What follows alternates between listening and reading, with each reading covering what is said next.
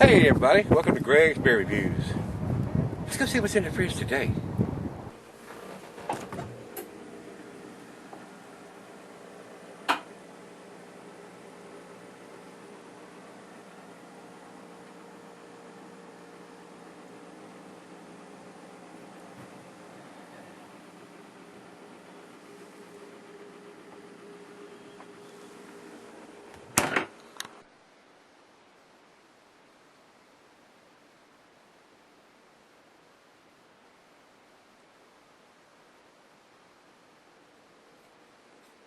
Hello everybody, welcome to Greg's Beer Reviews today. This has been in the fridge for quite a while because I always butcher this name up. I mean, it's Nogne space O. And it's they're out of Grimstad, Norway. I call them Nogne O, but that's, from my subs tell me that's not correct. So that's just the way the old damn hillbilly pronounces it, guys. That's the way it looks like it says, and that's the way I pronounce it. Nogne O. So I'm sure somebody will correct me again every time I say this. They say that's not how it's pronounced. So, guys, this is they're out of, like I said, Grimstad, Norway. I've done a couple of their beers. They do excellent stuff. Everything that I've had from them has been awesome. I'm expecting this to be just the same. I'd be very disappointed if it was anything else. So we'll see where we go with this. This is an English porter coming in at 7%.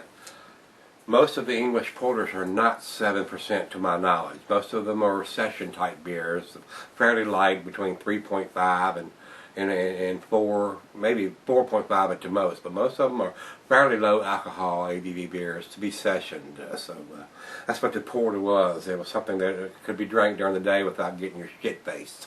So with that being said, get on with the show. The ingredients in this beer is Maris Otter, Munich, caramel and black malt, and chocolate malt, Centennial and Northern Brewer hops, English ale yeast, and their local Grimstad water. Rotating schedule on this beer, the IBUs is 30 on this, so it shouldn't be too awful bitter.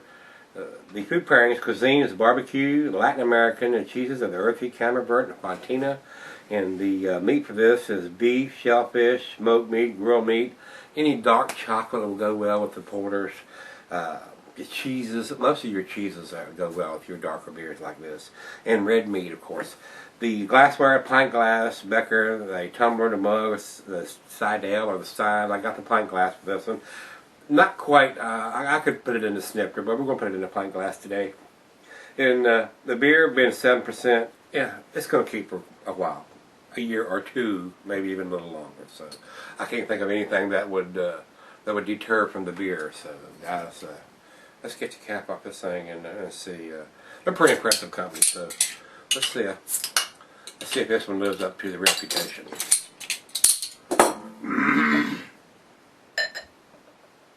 And being 7%, you think we'll get ahead? Let's see what we get by pouring it down the middle.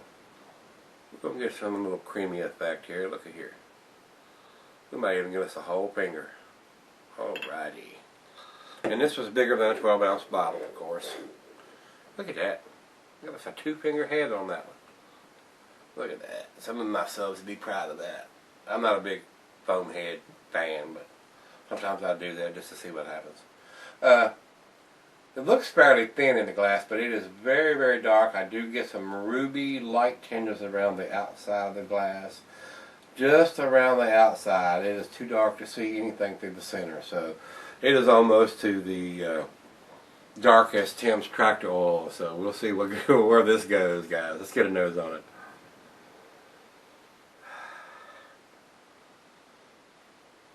I'm getting chocolate, roasty malt, a little bit of coffee.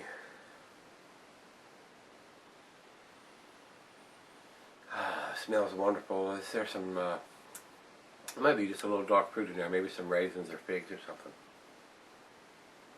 Nice creamy head on top. I bet you I could probably put the cap of the bottle right on there and it would sit right on top of there. That looks wonderful.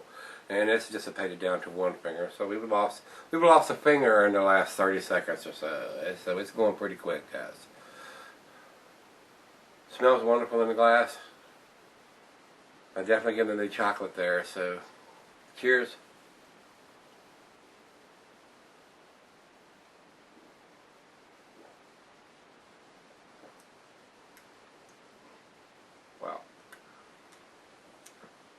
That is exactly what I pictured this to be. Wow, this is awesome.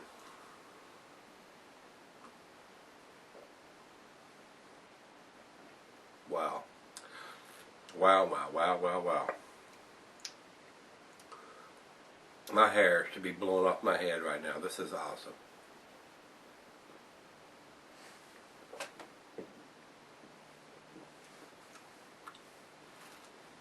That's probably the best porter I've ever had. I've had some stouts that weren't this good, this chocolate, this roasty. Wow. This is awesome. Guys, if you see this, pick it up, especially if you're a porter or a stout fan. You like the roasty, chocolatey, coffee, dark fruit. This is 7%. It is awesome. It is awesome. Guys, it's going to get a 10. Stick around. I'll be right back. We're going to let it warm up. I want to have to sip some of this, see what she thinks.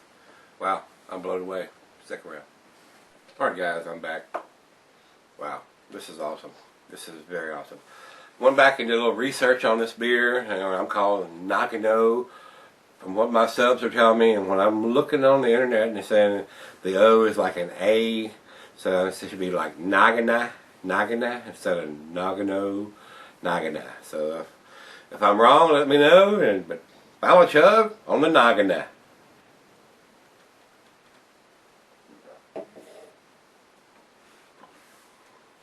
Wow, that's delicious. Wow, wow, wow. That is awesome, guys. My hair is definitely blown back. Whew. That's got everything that you want. Chocolate, roasted malt, coffee. It's an excellent porter. Probably the only other porter that comes close to this is not even the same category as the smoked porter from Alaskan brewery. But this is not a smoky porter. So as far as a regular porter, this was probably the best porter that I've had. So guys, it's a 9 out of 10. I mean, it's that good. Great Beer has this at 99 overall and a 99 in the style. So it don't get but one notch better than that, and that's what I'm giving it to. Just one notch better than that also. And Beer Advocate comes up with a 91. Hey, man, they're up in the 90. Low 90s. What is up with that? 91. Everybody else is buried above their damn hats off, and they're at a 91. That's garbage. Guys, if you've had this beer, give me some comments back on that. As always, rate, comment, subscribe, and come on back tomorrow. We're going to look in the fridge. Let's do it together. See everybody then.